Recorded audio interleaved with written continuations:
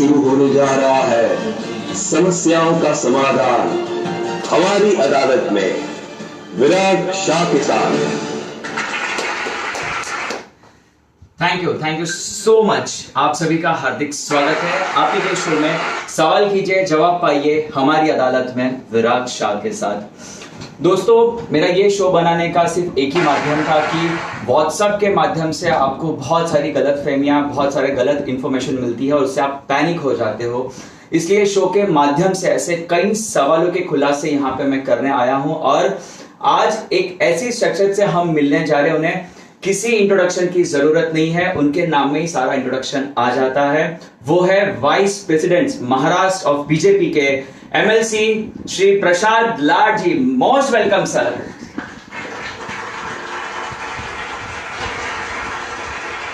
Sir, आपका हार्दिक स्वागत है। सबसे पहले तो मैं बोलूंगा विराजमान भैया।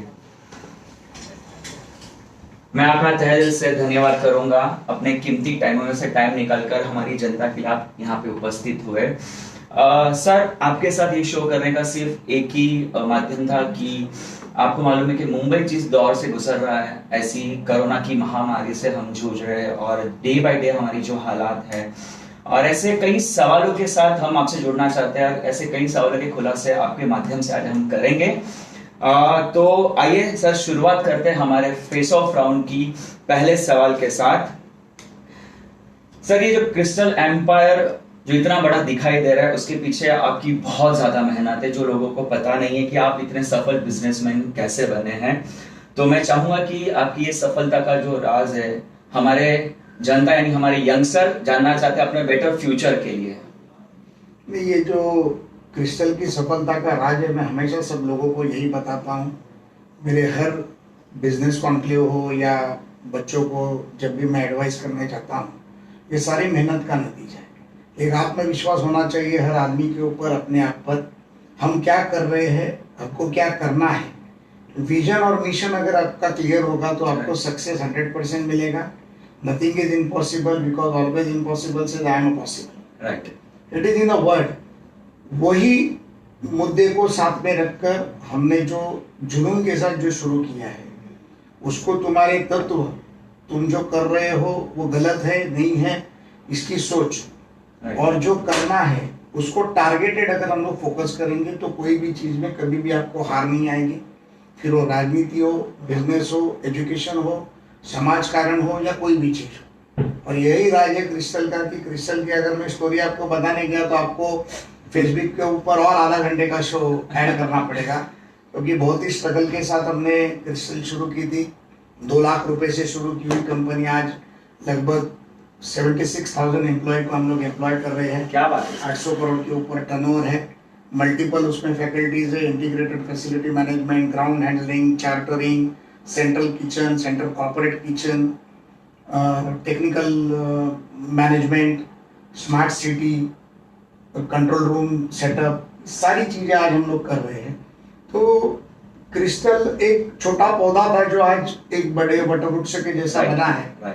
लोगों को बना हुआ दिखता है, लेकिन उसके पीछे की जो मेहनत थी 17-18 साल में जो हमने मेहनत की 2001 से लेके अभी तक, तो उसमें लोगों ने वो मेहनत देखी नहीं है। लेकिन जो साथ टीम थी, it's a completely team work success. Right sir. कोई भी सक्सेस तुम्हारा अकेले का नहीं होता, मैं अकेला कुछ करूंगा ऐसे कभी होता नहीं है। राइट। मेरी वाइफ मेरे साथ थी स्ट्रगल में, मेरे कुछ साथी मेरे साथ थे जो आज भी मेरे साथ है। और एक सबसे बड़ी बात क्या है, इस कंपनी में जो पहले दिन से काम पे लगा है वो आदमी आज भी मेरे साथ जुड़ा हुआ है। क्या बात है सर। ये आत्मविश्वास है, एक विश्वास है, ये विश्वास के ऊपर लोग चलते हैं। और मेरा स्वभाव है कि मैं लोगों को साथ में लेके चलता हूँ। अगर कोई गलती भी करता है तो गलती को माफ करता हूँ, साथ में लेके चलता हूँ, क्योंकि 100% हमेशा हम सब सच है या हमको सब मालूम है, ये नहीं हो सकता। हमारी भी गलतियां होती है, तो गलतियों से गलती सुधार के अरे आपको आगे बढ़ना है। तो यही राज क्रिस्टल का मैंने लेके चला हूँ और आज ये सक्सेस क्रिस्टल का लोगों के सामने। सर, मैनी कॉन्ग्रेचुलेशन्स आपकी सफलता के लिए। मैं आपके लिए इतना ही कहूंगा कि मूर्ती लहान आणि तुमची कीर्ती महान। सर, आगे बढ़ते मैं जानना चाहूंगा कि आप एक सफल बिजनेसमैन का जो सफर चल रहा था, सडनली आपने अपना सफर मोड़ दिया राजनीति की तरफ, और राजनीति में जुड़ने का ख्याल आपको कब से था? नहीं, ये थोड़ा उल्टा है। अच्छा। दो तीन बातें इसमें है कि मैं बिजनेस में क्यों आया, मैं राजनीति में क्यों आया, तो उसकी एक अलग कहानी है, थोड़ी लव स्टोरी है। मैंने एज ऑफ 19 हमने भाग के शादी की जब मैं फर्स्ट ईयर बीएससी में था। Okay. मेरी बीवी जे स्कूल ऑफ आर्ट्स में थी, तो उसके बाद जरूरत थी, घर बहुत छोटा था, माँ बाप वर्कर थे, तो पैसा कमाना ये जरूरत थी करके हम बिजनेस जो भी मिला बिजनेस वो करते गए। पहले टूरिस्ट टैक्सी का बिजनेस किया, मैंने लास्ट वीक में एक इंटरव्यू में बताया मेरी लाइफ ग्रोथ स्टोरी के बारे में। फिर टूरिस्ट बिजनेस को मैंने सक्सेस किया, फिर वो मार्केट स्लैक हो गई, then I started this facility management business. कि तब ये लोगों को जरूरत थी, जैसे कि आज कोविड में लोगों को क्या जरूरत है, तो मेडिकल हेल्थ सेंटर या डोर स्टेप फैसिलिटी सर्विसेज। तो ऐसी तरीके की जरूरत तब इस देश को, इस राज्य को थी। इंटरनेशनल इन्वेस्टमेंट्स आ रही थी, इंटरनेशनल इन्वेस्टमेंट के साथ मॉल कल्चर आ रहा था, मल्टीप्लेक्स का कल्चर आ रहा था, कॉर्पोरेट फाइनेंशियल इंस्टीट्यूट्स आ रही थी, मेट्रो मोनो के जैसे प्रपोजल्स आ रहे थे, बड़े हाईरेज टावर हो रहे थे। उस वक्त इसकी जरूरत पड़ेगी, ये मैंने तब सोच लिया था। ये 1999 की बात करता हूँ, और उसके बाद उसकी स्टडी कर 2001 में मैंने ये शुरू किया, और आज आपके सामने जो खड़ा है। लेकिन राजनीति में मैं मेरे कॉलेज के टाइम से मैं 1986 में मैंने जब 10th पास की, उसके बाद मैं कॉलेज गया, फिर स्टूडेंट एक्टिविटी में मैं रहा। स्टूडेंट एक्टिविटी में मैंने स्टूडेंट यूनियंस को रिप्रेजेंट किया, यूनिवर्सिटी रिप्रेजेंट करता रहा, और वैसे करते करते मैं मेरी राजनीतिक करियर शुरू की। बिजनेस तब मेरी जरूरत थी, लेकिन राजनीति ये मेरा पैशन था। मेरी अपन मराठी हाउस म्हणतो, तो वो हाउस को लेके मैं आगे गया, लेकिन जब जब जरूरत पड़ी तो 2 स्टेप मैं बैठ गया। आज अगर आप कहीं नेता देखेंगे तो हमारे साथ तब काम करने वाले लोग आज नेता है, अब उनके साथ आज मैं भी हूँ। मैं नाम लेना चाहूंगा, जितेंद्र आव्हाड हो गए, प्रताप सरनाईक हो गए, संजय पाटिल हो गए, राजन शिरोडकर जी थे, नितिन सरदेसाई जी थे, प्रवीण दरेकर जी है, और कई बड़े नेता जिसमें जो वो वक्त में हमारे साथ यूथ में काम करते थे। राजेश टोपे जी अभी है, विनोद तावड़े जी है, आशीष शेलार जी है। ऐसे कई लोग हैं जो हमारे साथ तब स्टूडेंट पॉलिटिक्स करियर में जिन्होंने शुरू किया, आज मल्टीपल पार्टी में अपने अपने मुकाम पे राजनीति में पहुंचे हुए। लेकिन मुझे एक चीज का समाधान ज्यादा है कि मैं राजनीति में भी उनके साथ हूँ, और मेरा एक खुद का वजूद बिजनेस के माध्यम से। क्या बात?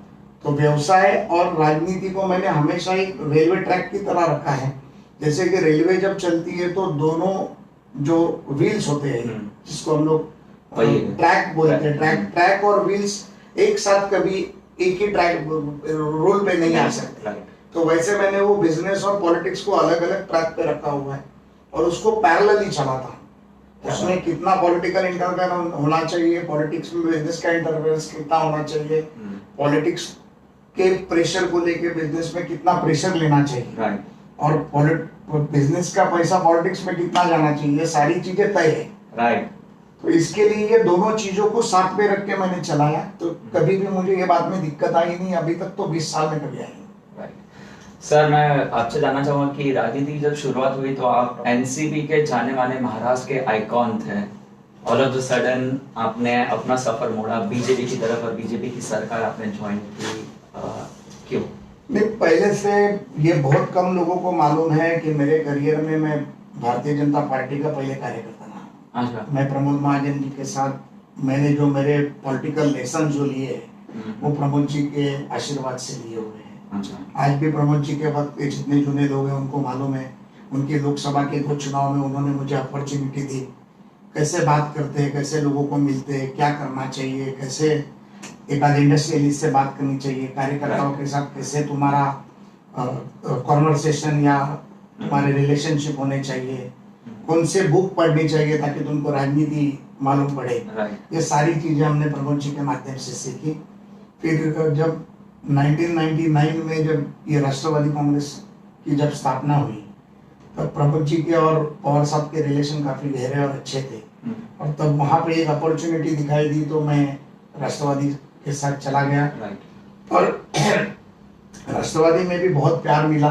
माननीय पवार साहब थे, अजित पवार जी थे, छगन भुजबल जी थे, जयंत पाटिल जी थे, आर पाटिल साहब थे, सभी लोगों ने बहुत प्यार दिया और बहुत ही काम करने की संधि भी वहां पे मिली।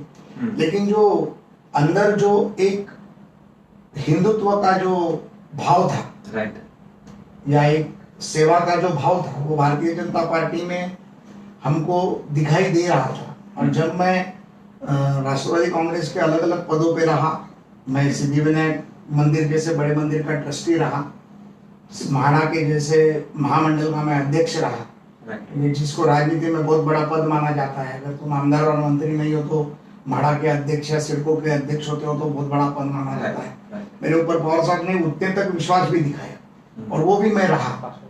तब भी मैं मेरे माध्यम से, भाजपा हो या राष्ट्रीय स्वयंसेवक संघ हो, मेरे तरीके से हर संस्था को जितनी मदद कर सकूं उतनी मैं मदद करता रहा। और जब देवेंद्र फडणवीस जी भारतीय जनता पार्टी के अध्यक्ष बने, उसके बाद ही 2013 से मेरा मन थोड़ा सा भाजपा की तरफ जाना शुरू हुआ था, जबकि कोई सत्ता आने की कोई संभावना नहीं थी। लेकिन 14 में जब मैंने डिसाइड किया कि मैं भाजपा में जाऊंगा, तो माननीय पवार साहब ने मुझे कुछ बातें कहकर रोक लिया और मैं रुक गया। लेकिन उसके बाद एक चुनाव जब मैं लड़ा, तो वो चुनाव मैं अपक्ष करके लड़ा था, जिसमें भारतीय जनता पार्टी ने मुझे मदद करने की कोशिश की थी, जो कांग्रेस के खिलाफ था, जो मेरे विचारों के खिलाफ था। हमारी दिमाग में जो विचार चलते हैं या हमारा खुद का एक मन बोलता है कि मेरी विचारधारा क्या होगी, वो विचारधारा के खिलाफ पार्टी के लिए मैं लड़ा। लेकिन तब माननीय पवार साहब ने मुझे बहुत प्रेशर किया कि तू ये चुनाव नहीं लड़े, जबकि तब उन पार्टी के लोगों को अभी मैं ऑनलाइन ओपन नहीं करना चाहता हूँ कि क्या खेल था, जबकि उन सबकी इच्छा थी कि मैं वो चुनाव लड़ूं, और वो चुनाव में एक मत से हारा। अच्छा। और मुझे एक चीज का गर्व आज भी है जो ऑनलाइन में बताना चाहूंगा, कि मुझे हराने के लिए माननीय शरद पवार जैसे दिग्गज को उस मैदान में उतरना पड़ा। अरे वाह। तो एक खेल पॉलिटिकली हारने के बाद भी, यानी हार के जीतने वाले को बाजीगर कहते हैं, वैसे वो हार के मेरी जीत थी। और लोगों को प्रसाद लाड क्या है, जब म्हाडा का अध्यक्ष था तब मालूम नहीं था, सिद्धिविनायक का ट्रस्टी था तब मालूम नहीं था, लेकिन एक वोट से जब मैं चुनाव हारा तो लोगों को मालूम पड़ गया कि ये हार के जीतने वाला बाजीगर कौन है। और माननीय देवेंद्र जी तभी मुख्यमंत्री थे, उन्होंने इतना प्यार दिया, इतना आत्मविश्वास बढ़ाया, हारने के बाद भी जीवन समाप्त नहीं होता तो तुझे आगे लड़ना है। और वो एक विश्वास के साथ उन्होंने भारतीय जनता पार्टी का हाथ थामने को बताया, मैंने हाथ थामा और आज उनके साथ मैं काम कर रहा हूँ। भारतीय जनता पार्टी के सारे नेता, राव साहब दानवे जी अध्यक्ष थे, चंद्रकांत दादाजी अभी अध्यक्ष है, आशीष जी हमारे नेता है, अभी दलेकर साहब हमारे नेता है, विनोद जी है, कई नेताओं ने मुझे एक दिल से अपना आदमी आया है, फिर से घर वापसी हुई है, ये भावना से मुझे प्यार दिया। और सभी ने भाई बहन के जैसा प्यार करके आज महाराष्ट्र की राजनीति में एक एमएलसी का उत्तर एक आमदार बनाया गया।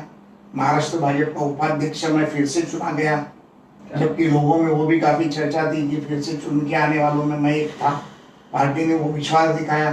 कोंकण का मेरे पास प्रभार था, मैंने कोंकण में भारतीय जनता पार्टी को बड़ा बनाने का काम किया और करूंगा। हम सभी करेंगे, रविंद्र चौहान जी है, आशीष जी है, प्रवीण जी, हम सब मिलके कोंकण में भारतीय जनता पार्टी का एक पेज बनाने की हमारी कोशिश है। और ये मेरा राजनीति का प्रवास रहा है। तो राष्ट्रवादी से बीजेपी नहीं आया, बीजेपी राष्ट्रवादी, बीजेपी आया। अच्छा। और राष्ट्रवादी छोड़ने का कारण जो था वो सही कारण था। लोगों को ये चीजें पता नहीं, सिर्फ दिमाग में ये था कि एनसीपी से बीजेपी क्यों गए। सर, जैसा आपके करियर की शुरुआत में आपको प्रमोद जी मिले, हम जो सारे यंगस्टर्स हैं हम ये चाहते हैं कि हमें प्रसाद जी मिले। वो प और ये प से पापा पगली करते हुए हम आगे बढ़ना चाहते हैं। आपके मार्गदर्शन से बहुत सारे यंगस्टर्स, बहुत सारे यूथ को जरूरत है, तो हमेशा आपका मार्गदर्शन हमें बस ऐसे मिलता रहे। और मैं इतना ही कहूंगा कि आपका जो ये सफर रहा ना कहीं मैं ब्रह्मा जी ने आपकी किस्मत बहुत अच्छे से लिख के दी है कि डे बाय डे लाइफ में बहुत इंक्रीजमेंट मिल रही है। कहीं पे भी भले उतार चढ़ाव आते हैं, लेकिन सर आप की जो ग्राफ वैल्यू है बहुत अच्छी रही है, बहुत अच्छा सफर है। मैं आपको कट करना चाहूंगा कि प्रमोद जी जैसा कोई हो नहीं सकता। राइट। प्रमोद जी थे, लेकिन जरूर उनके बताए हुए रास्ते पे हम चलने की कोशिश करें। हमें आपके रास्ते पे चलना। और ये जो सारी चीजें जो है वो सब करना है। तो अच्छे काम करो, तुम्हारा अच्छा होगा। राइट। और हर चीज हर वक्त भगवान बोलते रहता है तथास्तु। तुम अच्छे काम करो, वो तथास्तु करते रहता है। वही रास्ते पे सबको चलना है। हम किसी का बुरा नहीं सोचेंगे। मैं हमेशा एक चीज आपको बहुत ही स्पष्टता से बताना चाहूंगा कि मेरे बिजनेस में या मेरे राजनीतिक करियर में मेरा किसी के साथ कंपटीशन नहीं है। क्या मेरा कंपटीशन मेरे खुद के साथ है। जब मैं आईने के सामने खड़ा रहता हूँ तो पूछता हूँ कि आज मैं कहाँ खड़ा हूँ और कल आईने में जो खड़ा है उसके आगे मैं कहाँ जाऊंगा। क्या बात है सर, बहुत बड़ी बात कह दी आपने तो, बहुत ही बड़ी बात है, क्या बात है सर। सर आप देवेंद्र साहब की बात कर ही रहे थे तो मैं एक बात आपसे पूछना चाहूंगा कि देवेंद्र साहब जब थे उनकी सत्ता में महाराष्ट्र की सरकार अच्छा काम कर रही थी कि अभी हमारे उद्धव ठाकरे जी की राज में महाराष्ट्र की सत्ता अच्छा काम कर रही है?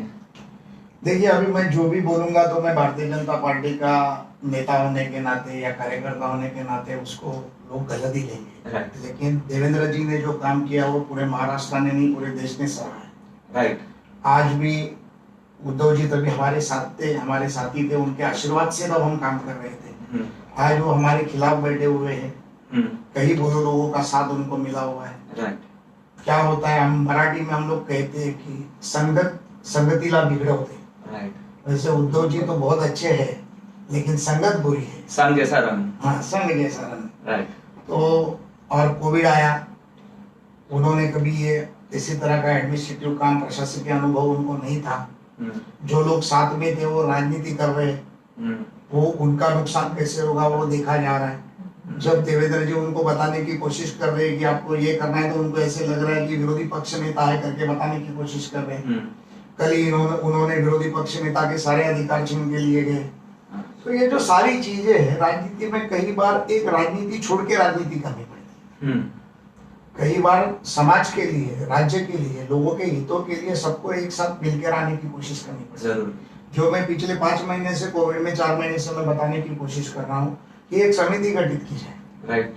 माननीय पवार साहब को जो अनुभव है डिजास्टर मैनेजमेंट का, माननीय पृथ्वीराज चौहान जी 4 साल मुख्यमंत्री रहे, अशोक चौहान जी 2 साल मुख्यमंत्री रहे, नारायण राणे जी 7-8 महीना मुख्यमंत्री रहे, मनोहर जोशी जी की तबियत अब फिलहाल ठीक नहीं है लेकिन देवेंद्र जी 5 साल मुख्यमंत्री रहे, अजित पवार उप मुख्यमंत्री रहे, चंद्रकांत दादा पाटिल महाराष्ट्र के सीनियर नेता रहे। ऐसे कई लोगों को साथ में लेकर अगर हम लोग विचार विनिमय, एकनाथ शिंदे जी है, सुभाष देसाई जी है, इनको लेके एक समिति गठित की जाती थी तो महाराष्ट्र के ऊपर आए हुए संकट के ऊपर एक प्रभावशाली विचारों का मंथन होता। राइट। और उस विचारों के मंथन के बाद जो मंथन निकलता उसमें से इस राज्य के भविष्य की जो नींव होती थी वो इतनी मजबूत होती थी कि आज ये जो कोविड में जो संकट में महाराष्ट्र आया हुआ है, मेरे ख्याल से अभी तक 2.5-3 लाख के आसपास महाराष्ट्र का भी आंकड़ा पहुंचा हुआ है। रैंडम चेकिंग जो देवेंद्र जी बार बार बता रहे हैं, इसके लिए सरकार डर रही है, आंकड़े झूठे बताए जा रहे हैं, मृतों की संख्या झूठी बताई जा रही है। ऐसे कई कारण है लेकिन ये आज प्लेटफॉर्म नहीं है। राइट। तो ये चीज अगर हम साथ में मिलके करते थे तो शायद उद्धव जी के नेतृत्व के नीचे भी हम लोग कोविड के साथ संघर्ष करते थे। जो कोंकण ने शिवसेना को इतनी बड़ी ताकत दी, वो कोंकणी मानुस के ऊपर जब विसर्ग चक्रवादल का संकट आया तो शिवसेना वहां नहीं थी। देवेंद्र जी गए, प्रवीण दरेकर जी 3 बार गए, मैं खुद 5 बार गया, वापस कल से जा रहा हूं। तो जो भाव होना चाहिए, सत्ता का जो उपयोग करने की जो ताकत होनी चाहिए, वो क्षमता शायद इनमें नहीं है जो देवेंद्र जी में है। और मुझे ऐसे लगता है कि ये कंपैरिजन का टाइम नहीं है, लेकिन ऑलवेज जिन्होंने अच्छा काम किया है वो तो उनका नाम लेना ही है। इसके लिए मैंने अभी सारे लोगों का भी नाम लिया कि इनके अनुभवों का फायदा लेके अगर हम साथ में जाएंगे तो ये अच्छा होगा, कुछ अलग नजारा होगा। सर आपके और देवेंद्र साहब का जो प्यार है देश के प्रति, मैं उतना ही कहूंगा आपके लिए कि हम अपनी जान के दुश्मन को भी जान कहते हैं, हम अपने जान के दुश्मन को भी जान कहते हैं, मोहब्बत की इस मिट्टी को हिंदुस्तान कहते हैं। ऐसा प्यार है सर आपके और साहब के दिल में जो हिंदुस्तान के लिए आप करना चाहते हैं। सर आगे बढ़ते मैं आपसे पूछूंगा कि ये महाविकास आघाड़ी जो है महाराष्ट्र सरकार चलाने में सफल रहेंगी या नहीं, इसके लिए आपका क्या अभिप्राय होगा? नहीं, इसके बारे में हम कुछ भी बोलना नहीं चाहेंगे, क्योंकि उन्होंने आघाड़ी बनाई है, विचार अलग है, उद्देश्य अलग है, कितने टाइम चलेंगे उनको हमने शुभेच्छा दी है। जैसे देवेंद्र जी ने भी बहुत बार बताया, हमने भी बहुत बार बताया, वो क्या कर रहे हैं, वो कब जाएंगे, लोगों को वो क्वेश्चन बहुत होता है कि सरकार कब गिरेगी। हम बोलते हैं गिरनी नहीं चाहिए, उनको काम करना चाहिए। उनका वक्त आएगा, वो खुद ब खुद आपस में झगड़ेंगे। लोगों को मालूम पड़ने दो कि एक हाथी सत्ता जो चलाता है, विश्वास के साथ चलाता है, अभ्यासु वृत्ति से चलाता है, निस्वार्थी वृत्ति से चलाता है, और ये मल्टीपल इंटरेस्ट के साथ जो लोग चला रहे हैं उनमें फर्क कितना है। आज लोगों ने तो चुन के भारतीय जनता पार्टी और शिवसेना को दिया। 170 जगह जो थी वो भारतीय जनता पार्टी और शिवसेना की थी, क्योंकि युति में थी। आज अगर शिवसेना बताएगी, माननीय खासदार राउत साहब बताते कि हमको फंसाया, हम बताते उन्होंने हमको पीठ में खंजीर कुपसा, अब ये चीजों का टाइम खत्म। वो जो कर रहे हैं वो लोगों के सामने आ गया है, आगे जाके और आने वाला है। वक्त आने पर वक्त बताएगा कि कौन कितना कमजोर है और कौन कितना ताकतवर है। इसके लिए उस चीज के बारे में मैं बात करना। ओके सर, आपका जो ये थॉट है, मैं चाहता हूँ कि वो सरकार के जो भी लोग हैं सब तक पहुंचे, और जो आपका एक विचार है कि सब एक होके देश के लिए कुछ करे, आई विश के लिए बहुत जल्द आपका ये सपना बहुत जल्द पूरा हो। सर आगे बढ़ते मैं आपसे जानना चाहूंगा कि महाराष्ट्र के जाने माने हस्ती जैसे बाला साहेब ठाकरे जी थे, शरद पवार जी हैं, इनके बाद महाराष्ट्र की राजनीति का युवा आइकॉन आप किसे देखते हैं और क्यों? देखिए, बाला साहब ठाकरे कैलाशवासी जो हिंदू हृदय सम्राट सबके दिल में बसते हैं, हमारे भी दिल में बसते हैं। हमने एक जगह पे स्टेटमेंट भी की थी कि बाला साहब ठाकरे कोई प्राइवेट प्रॉपर्टी नहीं है, भले ही वो माननीय उद्धव जी के पिता है, लेकिन वो एक राष्ट्र की संपत्ति है। उनके बारे में हर इंसान को आदर है, फिर वो कोई भी धर्म का, और वो उन्होंने बता के दिया है। तो बाला साहब ठाकरे थे। शरद पवार जी का 50 साल का राजनीतिक इतिहास और करियर है। शरद पवार की एक अलग राजनीतिक छवि है महाराष्ट्र में, उनको लोग अलग तरीके से देखते हैं। लेकिन आज का अगर महाराष्ट्र कल अगर बड़ा करना है तो देवेंद्र फडणवीस के बिना दूसरा कोई चेहरा हमारे सामने आ नहीं रहा है।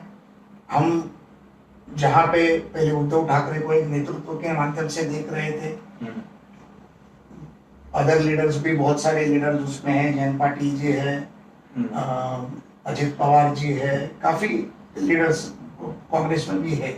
लेकिन जो ताकत से, जो हिम्मत से, डिसीजन से, एजुकेशन से, पावर से डिसीजन लेने की क्षमता जो देवेंद्र फडणवीस में है, लोगों को दर्द दुखाते हुए हंसते चेहरे से महाराष्ट्र लेके जाने की जो क्षमता है, लोगों के बीच में जाके लोगों का दिल जीतने की जो क्षमता है, वैसी क्षमता मुझे नहीं लगता है कि आज के तारीख में महाराष्ट्र में दूसरा कोई नेता है। राइट, क्या बात है सर। सर आगे बढ़ते आपसे जानना चाहूंगा कि साइन हाईवे पे आपने एक सार्वजनिक शौचालय का निर्माण किया था जिसपे छत्रपति शिवाजी का नाम दिया था, और इस बात पे बड़ा विवाद खड़ा हुआ था, और इसके बारे में आपने एक ट्वीट भी किया था, तो आखिर वो बात क्या थी?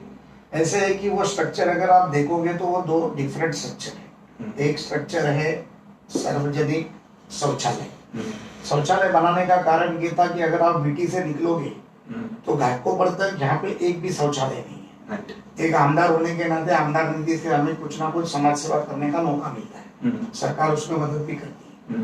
तो वो शौचालय के साथ रेस्ट रूम, हमारी माता भगिनियों के लिए फीडिंग रूम, छोटी सी रेस्ट रूम और जेंट्स एंड लेडीज टॉयलेट, वो एक अलग स्ट्रक्चर है। और उसके बाजू में एक स्ट्रक्चर बनाया गया है जो छत्रपति शिवाजी महाराज बौद्धिश्य केंद्र बनाया गया। उस बौद्धिश्य केंद्र में भी 3 अलग अलग स्ट्रक्चर है, जिसमें एक स्ट्रक्चर जो है वो डॉक्टर बाबा साहेब अम्बेडकर, परम पूज्य भारत रत्न डॉक्टर बाबा साहेब अम्बेडकर के नाम से मैंने एक मेडिकल हेल्थ सेंटर शुरू किया है, जहाँ पे सुबह 9 से लेकर शाम को 5 तक डॉक्टर्स बैठते हैं। फ्री चेकिंग होती है, 1 रुपया किसी को देना नहीं पड़ता। जो दवा है या उनको जो भी इलाज है वो वहाँ पे किया जाता है। वहाँ से अगर बीमारी बढ़ी है तो उनको अलग अलग हॉस्पिटल में महात्मा ज्योतिबा फुले होगा या आयुष्मान भारत की स्कीम होगी, उस स्कीम में उनको भेजने का काम हमारे कार्यकर्ता करते हैं। अच्छा। दूसरी जो वास्तु है वो माता जिजाऊ, छत्रपति की माता, जो हमारे देश की माता हम जिसको मानते हैं, उनके नाम से महिला बौद्धिश्य केंद्र बनाया है। उस बौद्धिश्य केंद्र में जो महिलाओं को या आदमियों को अलग अलग सरकार की जो स्कीमें हैं, जो ऑनलाइन जाने के लिए तकलीफ होती है या ऑनलाइन काउंसलिंग होती है, वो माध्यम से वो करते हैं। शाम को वहाँ पे 2 लेडी काउंसिलर्स एडवोकेट्स बैठती है। जो फैमिली डिस्प्यूट्स है या वायलेंस है, फैमिली वायलेंस है, उसके लिए महिलाओं को मदद करने का काम वहाँ से, वो सेंटर से, माता जिजाऊ के सेंटर से होता है। और तीसरा जो सेंटर है वो भारत रत्न डॉक्टर अब्दुल कलाम के नाम से किया गया है, जहाँ पे ऑनलाइन लाइब्रेरी है, जहाँ पे ये जो इलाका है वो बहुत सारा स्लम का इलाका है। तो मैंने देखा था यहाँ पे सायन किले पे बच्चे किले के फुटस्टेप पे बैठ के पढ़ते थे, तो उनके लिए 20-25 बच्चे बैठ सके उस टाइप की लाइब्रेरी, 4 कंप्यूटर्स, ऑनलाइन डेटा, और उसके अलावा भविष्य में उसको आगे बढ़ाने के लिए एक पुस्तक पेड़ी नाम का कंसेप्ट मैंने सिद्धिविनायक में जब मैं था तब मैंने शुरू किया था 3000 लोगों से। आज शायद वो सिद्धिविनायक में 25 लाख बच्चे उसका फायदा ले रहे। तो इस विभाग के और मुंबई के जो बच्चों को पुस्तक पेड़ी के माध्यम से पुस्तक दिया जाएगा, 1 साल की पढ़ाई के बाद वो पुस्तक वापस ला के देंगे और अगले साल की खुद की पढ़ाई की पुस्तक लेके जाएंगे, और वो जो जुने किताब आएंगे उसको बाइंडिंग करके फिर दूसरे बच्चों को दिया जाएगा। ऐसे तरह का कंसेप्ट वहां से चलाना है। देखिए, राजनीति में आरोप प्रत्यारोप होते रहते हैं। हमेशा राजनीति में कहा जाता है कि आरोपों से डरना नहीं चाहिए, और मैं एक चीज बहुत ही गर्व से कहना चाहूंगा, प्रमोद जी भी कहा करते थे और पवार साहब भी कहा करते थे, जो भी आरोप होते हैं वो प्रसिद्धि होती है, लोगों तक पहुंचती है कि ये चीज बनी है या ये चीज की है, उसको गलत तरीके से मत लो, उसको पॉजिटिवली तो ले लो, तो वो प्रसिद्धि है। आज पूरे हिंदुस्तान को मालूम तो बड़ा प्रसाद लाड ने शौचालय बनाया और बहुउद्देशीय केंद्र बनाया। आज आपने प्रश्न पूछा तो मैं आपके माध्यम से लोगों को बता पाया कि मैं क्या क्या कर रहा हूँ, मेरी सामाजिक भावना क्या है, मेरी सामाजिक बांधिलकी क्या है, और शौचालय का कारण क्या है। तो ये अलग अलग वास्तु है, कोई भी आके वहां के देख सकता है। अभी कोविड के कारण सिर्फ हेल्थ सेंटर शुरू है, बाकी सब बंद है, लेकिन भावनाएं अच्छी है।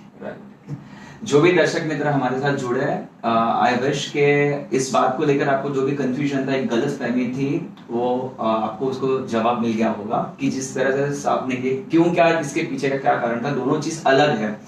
सर, आगे बढ़ते हुए जानूंगा कि ये जो कोविड का महायुद्ध चल रहा है, इस महामारी के ऊपर बहुत प्रश्न चिन्ह निर्माण होते जा रहे हैं। जैसे हॉस्पिटल का बिल हो गया, कोविड टेस्टिंग हो गई, कोविड रिपोर्ट हो गया, अगर बीएमसी में करवाया तो पॉजिटिव, प्राइवेट में करवाया तो नेगेटिव, वही टेस्ट अगर हम लोग प्राइवेट में करवाया तो पॉजिटिव और बीएमसी में नेगेटिव आ जाती है। तो इस बात पे आप क्या कहोगे? इस चीज में जैसे मैंने आपको पहले भी बताया कि शासन और प्रशासन ये दो अलग पहिए हैं। जो शासन करता होता है अगर वो खंभीर होगा, अगर वो मजबूत होगा, तो प्रशासन की हिम्मत नहीं होती कि उसके खिलाफ जाके काम करे। राइट। यहाँ पे शासन ही कमजोर है। 3 पहियों पे गाड़ी पे चलने वाला ये शासन है। एक अगर कोई इंस्ट्रक्शन करता है तो दूसरा उसको रोल आउट करता है, तीसरा उसको विरोध करता है। तो इसके कारण प्रशासन में बैठे हुए लोग इसका फायदा उठा रहे हैं। काम कोई शासन नहीं करता, काम प्रशासन करता है, लेकिन उसके पास से काम करने की ताकत शासन के पास होनी चाहिए या उनकी विजन क्लियर होनी चाहिए। ये सारी चीजों का कारण यही है। इसके कारण माननीय देवेंद्र जी बार बार यही बता रहे हैं कि रैंडम टेस्टिंग करो, लोगों को प्राइवेट टेस्टिंग ये करो, उसकी रेट फिक्स करो, लोगों को एक रेट मालूम होनी चाहिए, हर जगह पे सेंटर क्रिएट होने चाहिए, हर हॉस्पिटल गवर्नमेंट दावे में लेनी चाहिए। मैंने लीलावती हॉस्पिटल में आंदोलन किया, लाल डोंगर जैसे गरीब बस्ती में झोपड़पट्टी में रहने वाले लड़के को 2 लाख का बिल आता है, जबकि उसके पास ऑरेंज राशन कार्ड है, गवर्नमेंट की स्कीम है, महात्मा ज्योतिबा फुले जी की स्कीम है, लेकिन हॉस्पिटल लेने को तैयार नहीं। जब हमने उनको आंदोलन की बात की, जब उनको लगा कि आज कांच टूटने वाली है, तो आके बैठ के बात करना चालू की। लेकिन ऐसे कितने प्रसाद लाड जाके कितने हॉस्पिटल से बात करेंगे। सरकार ने ऑडिट की कमेटी बनानी चाहिए। ऑडिट कमेटी के साथ वहां के लोकल एनजीओज को, सोशल वर्कर्स को इन्वॉल्व करना चाहिए। फिक्स सिस्टम फिक्स करनी चाहिए। अभी जैसे सरकार ने किया 4000 रुपए में बेड, चलो 4000 रुपए में बेड हमने दिया, जाके हम कोविड में एडमिट हो गए, वो बेड की कीमत 4000 है, लेकिन उसके बाद उधर आने वाला खाना, hand gloves, PPE kit, doctor की विजिट, मेडिसिन, इसका तो रेट अलग ही लगा रहे हैं। राइट। तो जो क्लोज 2.5 रुपए में मिलता है या 2 रुपए 80 पैसे में मिलता है, उसकी कीमत लीलावती हॉस्पिटल 500 रुपए लगाती है। जो पीपीई किट 300 रुपए में मिलता है, उसकी कीमत 5000 रुपए लगा रही है। जब पीपीई किट डाल के एक डॉक्टर जब वार्ड में जाता है तो एक साथ वो 50 पेशेंट को देख के आता है। चलो हम समझ सकते हैं 300 रुपए की किट का 500 रुपए लगाया, 700 रुपए लगाया, लेकिन वो एक साथ 50 पेशेंट को देखता है और हर पेशेंट के पीछे 5000 रुपए लगा रहा है। यानी एक पीपीई किट के पीछे अगर वो 2.5 लाख रुपया कमा रहा है, तो इसका मतलब क्या है? ये भ्रष्टाचार नहीं तो क्या है? और अगर गरीबों को ये नहीं मिलता है, तो ये सरकार जो है, जो सेक्युलरिज्म की बात करती है, सम्माननीय कैलाशवासी शिवसेना प्रमुख का जो सपना था, वो सपने की बात करती है, तो हम कहते हैं कि ये सब बौखलाए हुए हैं। इन लोगों के पास कोई मिशन नहीं है, कोई विजन नहीं है। लोगों की सेवा करनी है तो खुद रास्ते में उतरो, जब तक तुम मरोगे नहीं तब तक तुमको स्वर्ग दिखेगा नहीं। यहाँ पे प्रॉब्लम ये है कि कोई रास्ते पे जाने को तैयार नहीं है, हर एक आदमी डरा हुआ है। हमने, देवेंद्र जी ने, प्रवीण जी ने, हम सभी ने लगभग हमने पूरे महाराष्ट्र का दौरा किया। कई जगह तो हम लोग कोविड सेंटर के अंदर तक चले गए। देखो, अगर तुम्हारा आत्मविश्वास निर्भय होगा, पक्का होगा, तो कोविड तुम्हारे पास नहीं आएगा। हम हर 10 दिन के बाद हम भी टेस्ट करते हैं। आज ही मेरा टेस्ट रिपोर्ट आया, नेगेटिव है। लोगों को बोलने के लिए अच्छा लग रहा है क्योंकि कल फिर से मैं कोंकण दौरे पे जा रहा हूं। तो हम जाने के टाइम लोगों को हमारी तकलीफ नहीं होनी चाहिए करके हम गए थे, लेकिन जो कर्म हम कर रहे हैं वो कर्म और काम हमारे इतने अच्छे और साफ है कि भगवान भी चाहेगा कि ये बंदे को कोविड नहीं होनी चाहिए। तो यही बात अगर लोग लेके चलेंगे, राज्यकर्ता लेके चलेंगे, कोविड में हमको कोई राजनीति नहीं करनी। कौन क्या करता है, कौन क्या कर रहा है, कहाँ पे सेंटर बना रहा है, क्यों सेंटर बना रहा है, सेंटर में कौन है नहीं है, लेकिन बेसिक सुविधा जो लोगों को मिलनी चाहिए, लोगों की जो जरूरत है और जो लोगों का हक है, क्योंकि उन्होंने चुन के दिया है। राइट, उन्होंने तुमको चुन के दिया था भारतीय जनता पार्टी के साथ, तुम गए उनके साथ। चलो अभी शादी कर ली है तो उसको निभाओ भी। राइट, जो लोगों ने तुमको विश्वास करके आज मुख्यमंत्री बनाया, जो लोगों ने तुमको उप मुख्यमंत्री बनाया, जो लोगों ने तुमको सरकार बनाया, वो सरकार को आज उन लोगों के लिए खड़ा रहने का उनका कर्तव्य है। राइट, अगर वो कर्तव्य के साथ नहीं रहते तो लोग उनको बताएंगे क्या है। सर, अब ये अगर ये बात हो रही है तो मुझे ये शो के माध्यम से 2 दिन पहले एक आम आदमी का फोन आया कि आपका शो हो रहा है, इतने लोग मिल रहे हैं, इन लोग से मिल रहे थे, सवाल कर सकते तो कीजिए कि ब्रीथिंग इंजेक्शन की बहुत रिक्वायरमेंट है हमारे भारत में और ऑफिशियली उसकी एमआरपी इतनी है बट इतने में मिल रहा है, कोई बोल नहीं उससे कम में मिल रहा है। तो सर ये एक महामारी के साथ साथ अब ये कंफ्यूजन में भी लोग फंसे हुए हैं। एक चीज का मैं इंजेक्शन को लेके बहुत ही एक चीज का मैं बहुत स्पष्टता से बोलूंगा, क्योंकि किसी की अच्छाई करने में मुझे कोई दुख नहीं है। मेरे ख्याल से नितिन राउत साहब इसके मिनिस्टर है डीएके, उन्होंने अभी काफी जगह पे रेड स्थल की कालाबाजारी को पकड़ा है, क्राइम ब्रांच ने भी पकड़ा है। सिप्ला जैसे कंपनी ने इसका रेट 4,000 4,500 रुपए का रखा है। मुझे लगता है कि सरकार उसको कोशिश कर रही है कालाबाजारी रोकी। मुझे सिर्फ इतना ही कहना है कि अगर आप टोटल महाराष्ट्र में एडमिट पेशेंट की संख्या देखोगे तो एडमिट पेशेंट कितने हैं, 1.25 लाख। मार्केट में इंजेक्शन कितने आ रहे हैं दिन के, तो समझो 50,000। पेशेंट को लगने वाले इंजेक्शन कितने हैं और मार्केट में आ रहे कितने हैं, किसके पास कितने जा रहे हैं और कौन से बेसिस पे सेल हो रहे हैं, इसका भी अगर गवर्नमेंट ट्रैक रख ले तो इंजेक्शन की कमतरता नहीं होगी। राइट, सरकार काम अच्छा कर रही है, लेकिन ये सारी सिस्टम्स जो आज दुनिया आगे चली है, कंप्यूटर सिस्टम्स आ गए, डेटा सिस्टम्स आ गए, डेटा मॉनिटरिंग सिस्टम्स आ गए।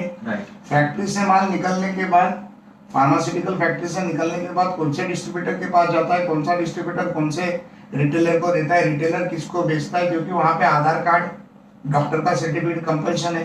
तो इतना तो लोग आराम से ट्रैक कर सकते हैं। जो रेमडेसिविर इंजेक्शन है या जो भी इंजेक्शन की आप 2-3 की बात कर रहे हैं, मेडिकल साइंस का नाम मुझे मालूम नहीं है, लेकिन जो इंपॉर्टेंट इंजेक्शंस है वो इंजेक्शंस के बारे में ट्रैक करना बहुत बड़ी बात नहीं है। जहां जहां पे आपने कोविड सेंटर खोले, जहां जहां पे आपके हॉस्पिटल से, वहां पे डायरेक्ट सप्लाई करो। जो लोगों को देने वाले उनको गया कि नहीं गया वो देखो। हमने तो ऐसा भी सुना कि वो हॉस्पिटल में देने के नाम पे पानी का इंजेक्शन देते, वो भी इंजेक्शन बेच रहे, ये भी हमने तकरार की थी। तो ये सारी चीजों का कहीं ना कहीं कंट्रोल होना चाहिए। इंसानियत की भावना कहीं ना कहीं लोगों के बीच में भी जागनी चाहिए और इंसानियत के नाते गरीब आदमी को ये जो उसका हक है वो सरकार दिलानी चाहिए। सर, ये महामारी जो चल रही है हर किसी की जिम्मेवारी है, तो मैं आपसे जानना चाहूंगा कि महाविकास आघाड़ी ये कोविड की जिम्मेवारी अच्छे से निभा रही है या नहीं? अगर अच्छे से निभाती तो डेड बॉडी के कवर का स्कैम नहीं होता, अच्छे से निभाती तो इंजेक्शन की कालाबाजारी नहीं होती, अच्छे से निभाती तो लोगों को सुविधा मिलती, अच्छे से निभाती तो टेस्टिंग का जो कालाबाजारी हो रहा है, किसका प्लस है किसका माइनस है वो नहीं होता। थाना की केस आपको मालूम होगा, सोनावनी नाम का एक गृहस्थ मर गया, गायकवाड़ नाम का गृहस्थ घूम गया, तो सोनावनी की बॉडी गायकवाड़ को दी, वापस गायकवाड़ आ गया तो वापस वो सोनावनी समझ के दिया। वैसे कई किस्से हैं लोग अलग अलग बातें कर रहे हैं, लोग अलग अलग चीजें बोल रहे हैं, लेकिन लोग दबे हुए हैं, लोग डरे हुए हैं, लोग सहमे हुए हैं, लोगों को उनका भवितव्य दिख नहीं रहा है, रोजगार का प्रश्न है, लोगों को काम चाहिए, लोगों को इस महामारी से बाहर निकलना है। इसके लिए सरकार को आगे आके काम करने की जरूरत है। सरकार को इस परिस्थिति में राजनीति नहीं करते हुए सभी को साथ में लेके जाने की जरूरत है। आम आदमी जो आपको फोन किया था, जैसे हम लोग वेडनेसडे पिक्चर में एक देखा था आम आदमी, वैसे कोई एक आम आदमी नहीं पैदा हो, ये डर हमारे बीच में आ जाए कि लोगों को उनका हक जो सरकार से उम्मीद है, वो उम्मीद अगर पूरी नहीं होगी तो लोगों में उद्रेक होगा, लोगों में असंतोष होगा, लोगों में डर का माहौल होगा। तो सरकार का काम है कि वो उसका आत्मविश्वास बढ़ाए, उनको फैसिलिटी दे, और वो कोई भी कीमत पर लोगों का विश्वास बढ़ाने में जो कम पड़ रहे हैं उसको उनको बढ़ाना चाहिए। सर आगे बढ़ते हुए आपसे जानूंगा कि भाजपा के सभी युवाओं को एमएलसी दी गई है, लेकिन बीजेपी के भूतपूर्व विधायक और नेताजी जैसे कि श्रीमती पंकजाताई मुंडे जी, श्री प्रकाश जी मेहता, श्री एकनाथ जी खड़से, श्री विनोद जी तावड़े, इन सभी को फिलहाल सभी भाजपा के पद से मुक्त किया गया है। इसके पीछे क्या कारण है? नहीं, मैं सच तो ये चीजों का जवाब देने के लिए मैं इतना बड़ा नेता पहले तो नहीं हूँ, लेकिन मैं आपको उम्मीद के साथ कहता हूँ कि भारतीय जनता पार्टी में काम किया हुआ कार्यकर्ता कभी भी निराश नहीं होता। जैसे कि हमारे राज्य के अध्यक्ष सम्माननीय चंद्रकांत दादा पाटिल ने कहा है कि पंकजाताई को राष्ट्रीय स्तर की राजनीति पे लेके जाने की बात हो रही है। अच्छा। शायद वो आने वाले कुछ ही दिनों में राष्ट्रीय स्तर के नेता बनेंगे। क्या बात है। विनोद तावड़े जी के बारे में भी वही बात हम सुन रहे हैं कि राष्ट्रीय स्तर की राजनीति में विनोद जी का जो अनुभव है उसके बारे में उनको लेके जाने की बात हो रही है। प्रकाश जी के पास भी कुछ ना कुछ अच्छी जिम्मेदारी देने की बात हो रही है। अच्छा। तो ये कहीं ना कहीं भारतीय जनता पार्टी के साथ विश्वास के साथ और पेशेंस के साथ अगर कार्यकर्ता जुड़ा रहता है तो हर एक को न्याय देने का काम पार्टी करती है। पार्टी की कुछ विचारधाराएं हैं, पार्टी के कुछ उसूल है, पार्टी एक नियमों को लेके चलती है, वो नियमों को लेके वो करती है और हर एक के बारे में वो सोचती है कि उसका इसका उपयोग आज कहाँ है, क्या इसका उपयोग आज मुंबई में है, क्या इसका उपयोग आज कोंकण में है, क्या इसका उपयोग आज मुझे राष्ट्रीय स्तर पे। वैसे तो मैं मुंबई का हूँ, मेरे पास कोंकण से कुछ नहीं था। जब मुझे कोंकण भेजा गया तो लोगों ने मुझे बताया, अरे तेरे को तो फंसा दिया, तेरे को तो कोंकण भेज दिया, उधर एक नगर सेवक नहीं, एक ग्राम पंचायत नहीं, तू जा कोंकण जाके काम कर। लेकिन वो विजन था। मेरे जैसा कार्यकर्ता जाके जब उधर काम किया तो आज हर भारतीय जनता पार्टी का कार्यकर्ता मेरे साथ उधर जुड़ा है। रविंद्र चौहान जी के साथ हम लोग मिलकर काम कर रहे हैं, संगठन मजबूती का काम कर रहे हैं और पूरे आत्मविश्वास के साथ बताता हूँ कि आने वाले विधानसभा के चुनाव में कोंकण में भी 42 सीटें आती है, पालघर से लेकर सिंदूर तक 25 से ज्यादा सीटें भारतीय जनता पार्टी की जीतेगी। इतना काम हम भारतीय जनता पार्टी के माध्यम से कर रहे हैं। अभी तक हम शिवसेना के साथ जुड़े थे, शिवसेना वहां बड़ी हो रही थी, शिवसेना वहां काम कर रही थी, तो भारतीय जनता पार्टी ने कब वो पहल नहीं की, कोशिश नहीं की। लेकिन आज मैं आत्मविश्वास के साथ बताता हूँ, हर कार्यकर्ता जुनून के साथ बाहर आया हुआ है। लोगों को भारतीय जनता पार्टी के ऊपर प्यार है, देवेंद्र जी के ऊपर विश्वास है, नरेंद्र मोदी जी के किए कामों के ऊपर प्रचंड अभिविश्वास है। और जो कोंकण का विकास है वो सिर्फ देवेंद्र फडणवीस, नितिन गडकरी जी और मोदी जी कर सकते हैं, ये भी आत्मविश्वास कोंकण को है। जैसे कि हाईवे प्रपोजल हो गए, रोड ट्रांसपोर्ट हो गया, एयरपोर्ट्स हो गए, वाटर ट्रांसपोर्ट हो गया, रिफाइनरी हो गई, MIDC डेवलपमेंट हो गई, इंडस्ट्रियल डेवलपमेंट हो गई, एम्स जैसे हॉस्पिटल लाने की बात हो गई, काजू प्रक्रिया उद्योग हो गया, जो आम पूरे वर्ल्ड में जाता है, आम प्रक्रिया उद्योग हो गया, पर्यटन व्यवसाय हो गया। इस सारी चीजों को देवेंद्र जी ने जो न्याय दिया है, माननीय गडकरी जी ने जो न्याय दिया है, इसके कारण कोंकण की जनता आज खुश है। आगे आगे देखिए होता है क्या, वक्त आने दो, चुनाव में मालूम पड़ जाएगा कि भारतीय जनता पार्टी के पीछे आज कितने लोग हैं। देवेंद्र साहब जी, ये शो में शायद जुड़े होंगे तो मैं आपका बहुत दिल से धन्यवाद करना चाहूंगा कि आपके हर कार्य के लिए मेरी शो की तरफ से सौ सलाम है सर जी। हम बहुत जल्द आपको देखना चाहते हैं, उन्हें वेलकम करना चाहते हैं सर। आई विश कि ये प्रस्ताव बहुत जल्द कुछ हो जाए, चमत्कार कुछ हो जाए। जल्दी होगा। आप जो तरीके से आगे बढ़ रहे हो इलेक्ट्रॉनिक प्लेटफॉर्म पे, तो मुझे ऐसे लगता है कि शायद मैं ईश्वर से प्रार्थना करूंगा कि वही आपको कॉल करे कि भाई आके मेरा एक इंटरव्यू करें। सर मेरे bestie, thank you so much, मुझे सर से मिलना है बात। सर आगे बढ़ते जाओ, आप मोदी जी के जो ये मेक इन इंडिया की परिभाषा है उससे आप किस नजर से देखते हैं? देश के विकास को ऊपर ले जाने के लिए आपका क्या लक्ष्य है? आपने आने वाले दिनों में कुछ प्लानिंग उसके लिए बनाए हुए हैं? देखो, आत्मनिर्भर भारत के माध्यम से मेक इन इंडिया एक बहुत बड़ा स्टेप है। आत्मनिर्भर भारत के माध्यम से देश को आगे बढ़ाने के लिए एमएसएमई के माध्यम हो गए, कई ऐसे उद्योग हो गए जो मोदी जी चाहते थे। आज चाइना बॉर्डर के ऊपर तनाव होने के बाद लोगों ने चाइनीज प्रोडक्ट बंद कर दिए, लेकिन ये चीज मोदी पिछले चार साल से मोदी जी कह रहे हैं कि आत्मनिर्भर बनाओ, मेक इन इंडिया करो, ताकि चाइना को ये अगर 4 साल पहले मिलती थी तो वो हिम्मत आज नहीं करता। राइट। लेकिन मोदी जी जैसा 56 इंच की छाती का नेता आज हमारा प्रधानमंत्री है, करके चाइना को फिर से पीछे जाना पड़ा। आप 1971 62 से लेके 71, 76, 98, 2008, 2013 हमेशा 6, 7 बार 8 बार चाइना ने इंडिया के ऊपर, जमीन के ऊपर हमले करने की कोशिश की। हर समय जब वो आगे आए तब तक उन्होंने जमीन खा के गए। ये पहली बार है जब उनको जमीन खाने को मिली नहीं, बल्कि उनके 100 जवानों को मारने का काम हमारे जवानों ने किया। वो जो एग्रीमेंट है चाइना बॉर्डर की, माननीय शरद पवार साहब जब डिफेंस मिनिस्टर थे तब की चाइना बॉर्डर की एग्रीमेंट है कि वो पर्टिकुलर स्पॉट पे कोई भी सैनिक, या चाइना को हो या हिंदुस्तान का हो, वो शस्त्र लेके नहीं जाएगा।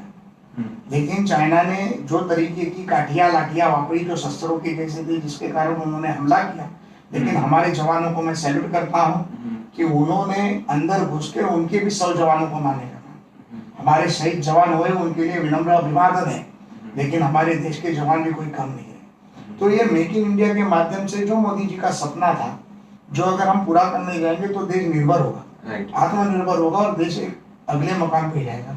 हमारी भी कोशिश चल रही है, जैसे फार्मर मार्केट के माध्यम से हो, आईसा डब्बा के माध्यम से हो, जैसे कि मुंबई में कॉर्पोरेट कल्चर है, हस्बैंड वाइफ दोनों काम करते हैं, घर पे जाने के बाद खाना बनाने का कौन, इससे शुरुआत होती है। मेड्स मिलती नहीं है, सिक्योरिटी रीजन होता है, अभी तो कोविड के बाद तो और रीजन होगा।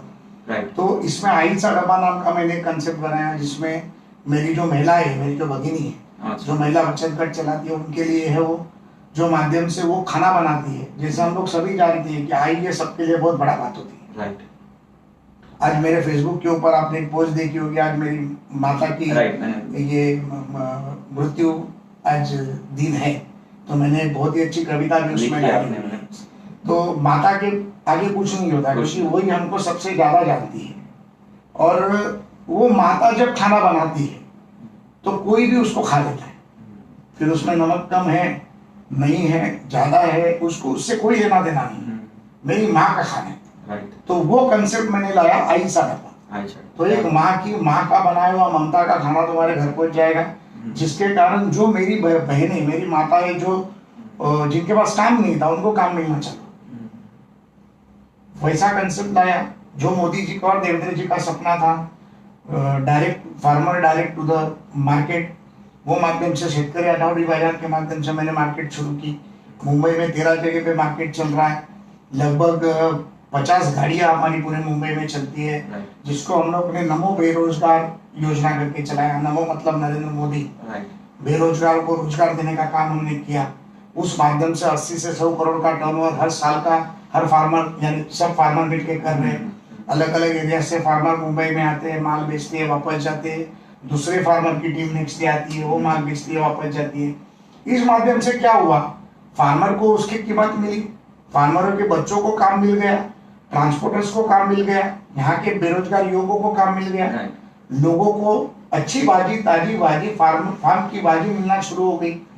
तो जो माननीय प्रधानमंत्री का सपना था, जो सपना माननीय तभी के मुख्यमंत्री ने लोगों के सामने रखने की कोशिश की, वो पूरा सपना करते हुए लोगों की भावनाओं के साथ व्यवसाय की वृद्धि, no profit no loss. Farmer आता है, बेचता है, पैसा लेता है, चला जाता है, हम उसमें इंटरफेयर नहीं करते, लेकिन उनको व्यवस्था पुराने का काम हमने किया। अभी यही आत्मनिर्भर भारत के माध्यम से यही काम हम लोग एक नई उम्मीद के साथ नई योजना के साथ लोगों के साथ ला रहे हैं, जिसमें बेरोजगार महिला, बेरोजगार युवकों को साथ में लेके अभी लोगों को घर तक माल पहुंचने की आदत हो गई, बाहर निकलने से डर रहे हैं। राइट। तो वो कंसेप्ट को लेके एक अलग तरीके का मेक इन इंडिया में कंसेप्ट लेके आने की कोशिश मैं कर रहा हूँ।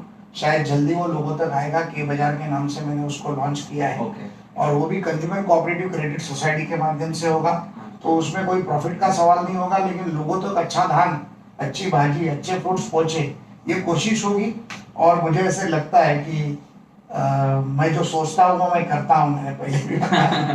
तो आने जो नहीं वाले सोचते वो भी आप करते हो शायद। आने वाले अगले 3-4 साल में ये 100 करोड़ तक का बिजनेस राइट। लोगों के लिए हम करेंगे, ये भी मुझे उम्मीद है। सर आपने आई की बात की तो एक बात जहन में आती है कि भगवान हर जगह पे नहीं पहुंचे, इसलिए उन्होंने माँ का रूप बना के हर जगह पे भेजा है।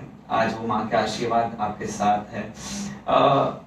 एक थॉट आया कि सर नरेंद्र, देवेंद्र, ये बहुत अच्छा कनेक्शन है हमारे नाम के, नरेंद्र मोदी और देवेंद्र जी का, और बीच में अमित शाह, और अब उन तीनों के साथ आप जुड़े हैं। आप जो ब्रह्मा विष्णु महेश के साथ एक सृष्टि की नई रचना होनी बहुत जल्द हो जाए, ऐसा कुछ। हम छोटे कार्यकर्ता है।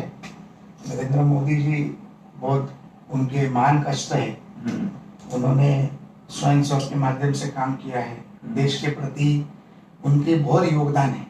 अमित शाह जी के भी बहुत योगदान है, देवेंद्र जी के भी बहुत योगदान है। मैं सामान्य सर्वसामान्य कार्यकर्ता हूँ, जो काम दिया जाएगा वो करने की भावना से काम करता हूँ। आप मुझे बोलिए कि मैं हनुमान हूँ, अगर बोलेंगे कि पहाड़ उठा के लाना है तो पहाड़ उठा के लाएंगे, लेकिन हम कार्यकर्ता के रूप में हैं। और इन महान 3 नेताओं के अलावा कई नेता महाराष्ट्र के अलावा देश में भी है, उन सभी को हम रिस्पेक्ट करते हैं। भारतीय जनता पार्टी जो विचारों के साथ चल रही है, फिर वो आत्मनिर्भर भारत हो, राम मंदिर का मुद्दा हो, 370 का कलम हो, 35A हो, ट्रिपल तलाक का मुद्दा हो, CAA का मुद्दा हो, चीफ डिफेंस ऑफ स्टाफ का मुद्दा हो, फार्मर के डायरेक्ट अकाउंट में पैसा डालने का मुद्दा हो, जनधन भारत का मुद्दा हो, बैंकों के विलीनीकरण का मुद्दा हो, या महिलाओं को मदद करने का मुद्दा हो, पेंशन का मुद्दा हो, MSME का मुद्दा हो, ये सारे मुद्दे जो है वो एक विचारों के साथ एक भारत को, अखंड भारत को एक करने का, बलवान बनाने के मुद्दे। जो मुद्दे उन्होंने कहे थे चुनाव के पहले, वो उन्होंने करके दिखाए, और आगे भी जाके जो बचे हुए हैं वो मुद्दे वो कर रहे हैं।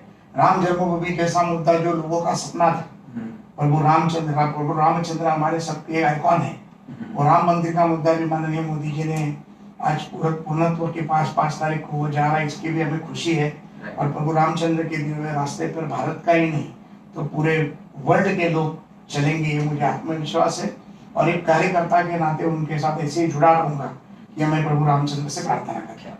सर आखिरी 2 सवाल आपसे जानना चाहूंगा कि आज का जो टाइम चल रहा है, इकोनॉमिक लेवल, अर्थव्यवस्था को लेकर सरकार से विचार विमर्श कैसे कर सकते हैं? कि मैं एक छोटा एग्जांपल दूं कि हमें मुझे फोन आया था कि यार मेरी गाड़ी की लोन बाकी है, अगर वो गाड़ी लोन EMI नहीं भरा तो गाड़ी लेके जाएंगे तो मेरा घर कैसे चलेगा, तो क्या मैं सुसाइड करूं, मेरा ये रास्ता नहीं है। जब से सर ये शो बना है तब से काफी लोग ऐसे सवाल करने के लिए कॉल करते हैं, तो मैंने बोला कि ये शो में कभी इस दिन विचार रखूं। फिर सर लाइट बिल को लेके काफी लोग परेशान हैं, जिनके घर रमाबाई कामराज जैसे एरिया में रहते हैं, उनके घर में 5-5, 6-6, 10,000 का बिल आ रहा है। फिर EMI को लेके काफी लोग परेशान हैं। इस मुद्दे पे आप क्या कहोगे कि ये जो सिस्टम अभी चल रही है समझ में नहीं आ रही है लोगों को? ये 2 चीजें हैं। EMI का जो मुद्दा है, जो केंद्र सरकार ने बहुत ही स्पष्टता से उसको क्लियर किया है। अगर आप बैंक को लिखते हो कि कोविड-19 के परिस्थिति में हम ये लोन नहीं भर सकते, तो बैंक आपको 6 महीने का मॉनिटरिंग पीरियड दे रही है। तो वो मुद्दा अगर आपके माध्यम से लोगों तक पहुंच जाएगा तो वो आपका सॉल्व हो जाएगा। अगर कोई बैंक आपको डिफ्यूज करती है, डिनाइड करती है, तो आप हमारे जैसे कार्यकर्ता को संपर्क करो, जिसमें हम बैंक से बात करेंगे, लोगों के साथ खड़े रहेंगे। रहा सवाल दूसरा जो लाइट बिल के बारे में, जो हमने बार-बार हम बता रहे हैं ये शो में, ये सरकार की उपलब्धि है, सरकार की जिम्मेदारी है। लाइट बिल ज्यादा आ ही कैसे सकता है? झोपड़पट्टी में जो आदमी को 500 रुपया बिल आ रहा था, अचानक 5,000 कहाँ से आ गए? तो उसके लिए भारतीय जनता पार्टी का हर आदमी कार्यकर्ता आंदोलन की क्षमता रखता है। हमने सरकार को एक अल्टीमेटम दिया हुआ है, अगर सरकार ये बात नहीं मानेगी, अगर जो भी इलेक्ट्रिकल सप्लायर कंपनीज है उनको अगर सख्त ताकीद दम नहीं देगी, इस चीजों को अगर वो सॉल्व नहीं करेगी, तो भारतीय जनता पार्टी का हर कार्यकर्ता रास्ते पे उतरकर इस कंपनियों को हम चलने नहीं देंगे, सरकार को रास्ते पे उतरने नहीं देंगे। कि जैसे एक वक्त था कि पानी के कारण लोग रास्ते पे आए थे, आज बिजली के कारण लोग रास्ते पे आएंगे। और हर आदमी के साथ भारतीय जनता पार्टी का हर कार्यकर्ता साथ में है। प्रदेश अध्यक्ष होने के नाते माननीय चंद्रकांत दादाजी के नेतृत्व में, महाराष्ट्र के नेता होने के नाते देवेंद्र जी के नेतृत्व में हर कार्यकर्ता काम करेगा। मुंबई हो, कोंकण हो, मराठवाड़ा हो, विदर्भ हो, उत्तर महाराष्ट्र हो, कहीं भी अगर इसी तरीके के प्रॉब्लम्स है तो उसको हम जल्दी जल्द सॉल्व करेंगे। सरकार से हमने गुजारिश की है, माननीय देवेंद्र जी ने एक खत भी सरकार को इस बारे में लिखा हुआ है। मुझे उम्मीद है कि माननीय हमारे मुख्यमंत्री उद्धव ठाकरे जी सेंसेशनल व्यक्तिमत्व है और उनको बहुत अच्छा सेंस है लोगों के लिए, वो भी खड़े रहेंगे और इस चीजों को मुख्यमंत्री होने के नाते नहीं लेकिन शिवसेना के स्टाइल में वो जवाब देके खत्म करेंगे, मैं उम्मीद रखता हूँ। सर एक आखिरी सवाल है, सब लोगों की बातें हो गई, कोविड रिलेटेड बातें हो गई, बेरोजगार को बातें हो गई, एक बात आती है एंटरटेनमेंट की। मेरा ये सवाल आपके साथ जोड़ते हुए मैं देवेंद्र साहब को भी जोड़ना चाहूंगा इस सवाल में कि हम शूटिंग की बात करें तो शूटिंग स्टार्ट हो चुकी है, लेकिन एक स्टेज, एक रंगभूमि जहां से लोग कलाकार कला लेके आगे बढ़ते हैं, कलाकार बनते हैं। सर हम आर्टिस्ट, चाहे वो एक स्टेज आर्टिस्ट हो, चाहे कोई सिंगर हो या हमारे जैसे कोई एंकर हो, हमारी इंडस्ट्री उस टाइम से बंद है और आने वाले वक्त में भी हमारे लिए क्या हेल्प हो सकती है। जैसे अभी मैं बात करूं तो आईपीएफ की जो एक आ चुकी है कि हमें 20,000 उन्हें रॉयल्टी भी देनी है। ऑनलाइन प्रोग्राम भी स्टार्ट किया तो सर हमें वहां पे भी दिक्कत आ गई इस चीज को लेकर। तो सर हमारे लिए कोई योजना सरकार की ओर से आ सकती है कि हम स्टेज आर्टिस्ट से स्टेज वाले कहाँ जाए? सर हमारी भी बेरोजगारी बढ़ती जा रही है। इस बारे में मराठी नाट्य संगठना हो, गुजराती रंगभूमि हो, हिंदी रंगभूमि हो, हिंदी पिक्चर फिल्म इंडस्ट्री हो, एंकर इंडस्ट्री हो, वांदे वृद्ध इंडस्ट्री हो, ये सभी के साथ हम लोगों ने बात की है। ओटीटी प्लेटफॉर्म के ऊपर तो अभी आपको इन हाउस प्रोग्राम के लिए कोई दिक्कत आएगी नहीं। हर राज्य को उनके अधिकार दिए गए हैं कि उनको वो परमिशन करें with the terms condition of the Covid 19। तो मुझे ऐसे लगता है कि अब ये बुरे दिन खत्म होने वाले हैं, तो सरकार भी बहुत गंभीरता से इसके ऊपर विचार कर रही है। हम लोग जो इंडस्ट्री से जुड़े हुए हैं, मैं खुद इस इंडस्ट्री से जुड़ा हुआ हूँ। मैंने खुद ने 2-3 फिल्म प्रोड्यूस की है, 2-3 सीरियल्स प्रोड्यूस किए हैं। नाट्य निर्माता संघ के कुछ लोगों के साथ मेरे बहुत ही अच्छे संबंध रहे हैं, चित्रपट सृष्टि के लोगों के साथ भी बहुत ही अच्छे संबंध रहे हैं। लेकिन हम इनके लिए लड़ रहे हैं, हम झगड़ रहे हैं। मुझे ऐसे लगता है कि आने वाले एक 10-15 दिन का सवाल है। 14-15 अगस्त तक ये सारी चीजें राज्य सरकार भी खत्म करेगी।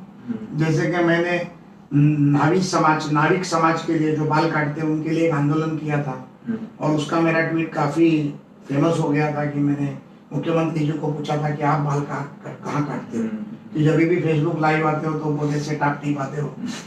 तो उसके बाद वो ट्वीट बहुत ही लोगों के बीच में गया था और बाद में 7 ही दिन में उनको परमिशन मिली थी। तो मुझे ऐसे लगता है कि मुख्यमंत्री जी बहुत गंभीर है इस विषय में, क्योंकि उनके भी इस इंडस्ट्री के साथ उनके पिताजी कैलाशवासी स्वर्गीय बाला साहब ठाकरे जी के साथ बहुत ही अच्छे संबंध रहे हैं।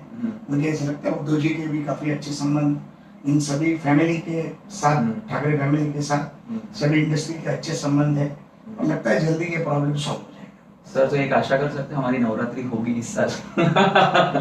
हम सारे सिंगर एंकर वो स्टेज के लिए तरस रहे हैं सर। अभी आपको नवरात्रि भी ओटीटी प्लेटफॉर्म पे करनी पड़ेगी। जैसे हम लोग गणपति बापा को अभी बहुत छोटे पैमाने पे कर रहे हैं, बकरी ईद के लिए भी आह्वान हो चुका है। तो जैसे देखो अभी कोरोना जैसे जैसे आगे आएगा, अभी नवरात्रि के लिए काफी टाइम है। मुझे ऐसे उम्मीद है कि गणपति बापा आएंगे और कोरोना को साथ में लेके चलेंगे सर। और यही उम्मीद मैं करता हूँ कि गणपति बापा के साथ जब सारे विघ्नहर्ता का जब विसर्जन होगा तो कोरोना का भी विसर्जन होगा। आने वाले दिनों में जो वैक्सीन निकल रही है वो भी जल्द से जल्द माननीय प्रधानमंत्री जी उसको घोषित करें, ताकि लोगों को उम्मीद के साथ बाहर आने के लिए दिक्कत न हो और हिम्मत के साथ लोग बाहर आ सके। सर इतना ही आपने अगर अपनी बात की है तो मैं इतना जानना चाहूंगा कि आप अपनी लाइफस्टाइल कैसे बैलेंस करते हैं, चाहे वो फिटनेस हो, पॉलिटिकल वर्क हो, बिजनेस हो, फैमिली हो, फ्रेंड्स हो, ये सारा सब कुछ आप कैसे बैलेंस करते हो सर? इसके पीछे का जादू क्या है? बाबा रामदेव आप फॉलो करते हो? नहीं, इट्स अ टाइम मैनेजमेंट। हमारी सुबह जल्दी शुरू हो जाती है 7:30-8 बजे। एक्सरसाइज करके ब्रेकफास्ट करके हम लोग लोगों की समस्या के लिए बाहर निकलते हैं। फिर हफ्ते में 2 दिन बिजनेस का ओवरव्यू लेने के लिए करता हूँ। बिजनेस में तो मैं खुद डे बाय डे इन्वॉल्व नहीं हूँ, सारी कंपनी करती है, लेकिन डैशबोर्ड के माध्यम से उसका रिव्यू करता हूँ। लोगों के बीच में जाना, मंत्रालय के काम करना और हेल्थ मेंटेन करना, इसमें मेरे बीवी का बहुत बड़ा योगदान होता है कि मैं सुबह से निकलता हूँ तो सारे अलग अलग डब्बे मेरे साथ निकलते हैं। ब्रेकफास्ट का डब्बा कौन सा होगा, फिर 2.5-3 घंटे के बाद क्या खाना है, खाने का डब्बा क्या होगा, 6 बजे का डब्बा क्या होगा, अभी आया होगा खाने के लिए, फिर रात को डिनर का प्रोग्राम क्या होगा, ये सारी चीजें वो प्लान करती है। अच्छा, हर चीज में दवा खाया नहीं खाया वो भी उसका ध्यान होता है। क्या बात है। तो ये सारी चीजें हर चीज में, जैसे मैंने बताया कि पहले माता फिर बीवी, माता के बाद बीवी ही सब कुछ होती है। तो ये सारी चीजें वो मेंटेन करती है, हम हमारे ऊपर ध्यान देते हैं। लेकिन एक बात मैं बहुत ही स्पष्टता से आपके सामने बताना चाहूंगा कि मैं फैमिली के साथ हफ्ते में 1 दिन देता हूँ। क्या बात है। दुनिया इधर से उधर हो जाए, हम 1 दिन देता ही हूँ। 6 महीने में एक बार उनके साथ 7 दिन का टूर भी करता हूँ, क्योंकि लाइफ में अगर तुमको जीना है तो तुमकी इंटरनल एनर्जी बूस्ट होनी जरूरी है। राइट। आज हम लोग ह्यूमैनिटी की बात करते हैं, कोरोना है करके, लेकिन ह्यूमैनिटी तुम्हारी कब बढ़ती है? जब तुम्हारी फैमिली सेटल्ड है, राइट, तुम्हारे घर के लोग खुश है, तुम्हारे आजू बाजू के मित्र परिवार खुश है, और जब उसमें से तुमको खुशी मिलती है तो तुम्हारी ह्यूमैनिटी बढ़ती है। राइट। तो समाज सेवा करके, राजकारण करके, घर के लोगों को खुश रख के, व्यवसाय अच्छा रख के, सभी लोगों के साथ अच्छे बर्ताव करके एक खुशी जो मिलती है, वो खुशी से ह्यूमैनिटी बढ़ती है, और यही राज है। भाभी जी आपका लाख लाख धन्यवाद। ये बात आपने सर साबित कर दी कि एक सफल पुरुष के पीछे एक औरत का हाथ होता है। ये बात आप पे शायद बहुत जल्दी लागू पड़ती है, और सफलता के साथ साथ आपकी हेल्थ के पीछे भी भाभी जी का बहुत बड़ा योगदान है, उसके लिए उनका बहुत धन्यवाद। सर आप हमारे शो में आए, मैं चाहूंगा कि हमारे दर्शक के लिए आप एक छोटा सा मार्गदर्शन, आपकी जो छोटी सी राय हमारे दर्शकों के लिए। अभी तो सच में तो मैं सभी दर्शकों का बहुत बहुत मनपूर्वक आभार मानूंगा। इस शो में मुझे बुलाने के लिए आपने बुलाया, आपने मेरे साथ बात की, दिल की बात की, मन की बात की, इसके लिए मैं आपका भी बहुत बहुत शुक्रगुजार हूँ। मैं सभी दर्शकों को एक ही चीज़ बताना चाहूँगा कि ज़िंदगी में आगे बढ़ना है तो बहुत ही आत्मविश्वास के साथ बढ़ना होगा, और विजन और मिशन बहुत क्लियर होना चाहिए। लाइफ में हर अच्छा बुरा वक्त आएगा, बुरा होगा तो अच्छा हो जाएगा, अच्छा होगा तो लोग उसके ऊपर नाम रखेंगे, उसको डरना नहीं है। हमने अगर जो सोचा है वो सही है, हमारा अगर अंतरात्मा कहता है कि वो सही है। एक चीज होती है, दिमाग कुछ कहता है, दिल कुछ कहता है। जब कुछ अच्छा करना है तो दिमाग की सुनो, दिल की मत सुनो, और जब किसी के लिए कुछ करना है तो दिमाग की मत सुनो, दिल की सुनो, क्योंकि दिल तुमको अच्छा करने के लिए जब बताएगा तो दिमाग बोलेगा कि इसमें खर्चा हो रहा है, लेकिन जब तुम अच्छा करने जाओगे और तुम जब दिमाग की सोचोगे तो दिमाग भी बोलेगा, दिल भी बोलेगा, दोनों एक बात बोलनी चाहिए, और वही तुम्हारा जीवन का मंत्रा होना चाहिए कि ये दोनों का जो कनेक्शन है वो एक होना चाहिए, तो तुम आगे बढ़ोगे। जीवन में सबको बहुत बहुत शुभकामनाएं देता हूँ। आपने ये अपॉर्चुनिटी दी करके आपसे फिर से एक बार बहुत बहुत धन्यवाद करता हूँ। धन्यवाद। जय हिंद, जय महाराष्ट्र। सर धन्यवाद आपका, आपने अपने इतनी कीमती टाइम से टाइम निकाल कर यहाँ पर उपस्थित हुए और आपने इतना अच्छा दिया, और मैं आशा करता हूँ कि हमारे जो भी दर्शक मित्र ये देख रहे हैं उनको उनके सभी सवालों के जवाब बड़ी स्पष्टता के साथ, बड़ी हर चीज को क्लियरिटी के साथ आज हमारे प्रसाद जी के माध्यम से मिल चुके होंगे। सर आपका बहुत बहुत धन्यवाद। ऐसे आप सत्कार्य करते रहे, और हमारे लायक भी कोई कार्य हो तो समाज की सेवा के साथ हम भी जुड़ना चाहेंगे। और thank you so much sir, show में आने के लिए आपका बहुत बहुत धन्यवाद। तो दर्शक मित्रों, बस आप ऐसे ही हंसते रहिए, मुस्कुराते रहिए और देखते रहिए आप ही का शो। सवाल कीजिए, जवाब पाइए हमारी अदालत में विराग शाह के साथ। तब तक घर में रहिए, सेफ रहिए, सुरक्षित रहिए और सावचेत रहिए। जय हिंद, जय महाराष्ट्र।